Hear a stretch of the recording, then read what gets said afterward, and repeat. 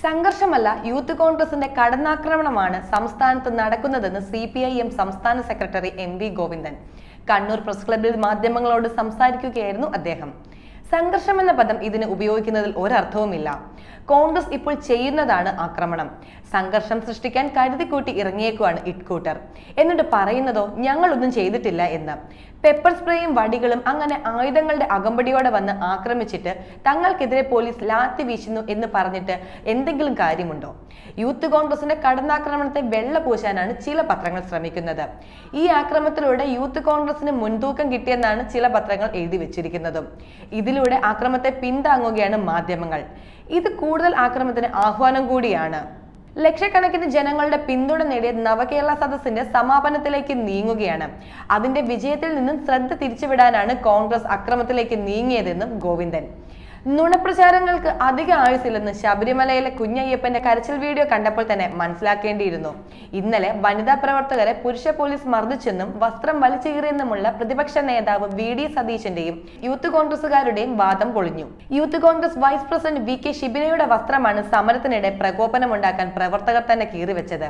കീറിയ ഭാഗം ഷാളിട്ട് മറച്ച് സംഘർഷത്തിനെത്തിയ ഷിബിനയോട് വനിതാ പോലീസുകാർ മോളെ ഡ്രസ്സ് കീറിയതാണ് എന്ന് പറയുന്നതടക്കമുള്ള ദൃശ്യങ്ങൾ ചാനലുകളിൽ പുറത്തു വന്നതോടെ നുണപ്രചാരണത്തിന് അന്തിമമായി. വനിതാ പോലീസുമായി സംഘർഷമുണ്ടാക്കിയ ഷിബിന മാധ്യമങ്ങൾക്ക് മുന്നിൽ പോലീസുകാർ വലിച്ചു കീറിയെന്ന ആരോപണം ഉന്നയിക്കുകയും ചെയ്തിരുന്നു.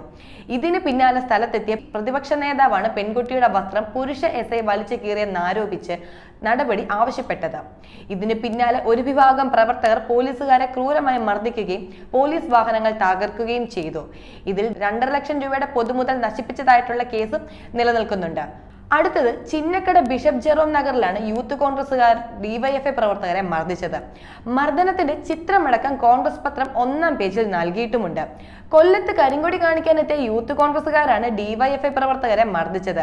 കരിങ്കൊടി കാണിച്ചവരെ പോലീസ് തടഞ്ഞതാണ് പ്രകോപനത്തിന് കാരണമായത്. അതേസമയം കോൺഗ്രസ് അനുകൂല പത്രം ഈ വാർത്ത നേരെ തിരിച്ചാണ് നൽകിയിരുന്നത്. യൂത്ത് കോൺഗ്രസുകാരെ DYFI പ്രവർത്തകർ മർദ്ദിച്ചുവെന്നാണ് വാർത്ത.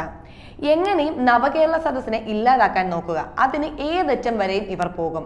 ഇന്നലെയാണ് VD സതീശനും രാഹുൽ മാങ്കൂട്ടമെല്ലാം പറഞ്ഞത് ഞങ്ങൾ ഇനി പ്രതിരോധിക്കാൻ പോകുവാണ്, ആരും തല്ലുകൊണ്ട് റോഡിൽ കിടക്കുകയില്ല എന്ന്.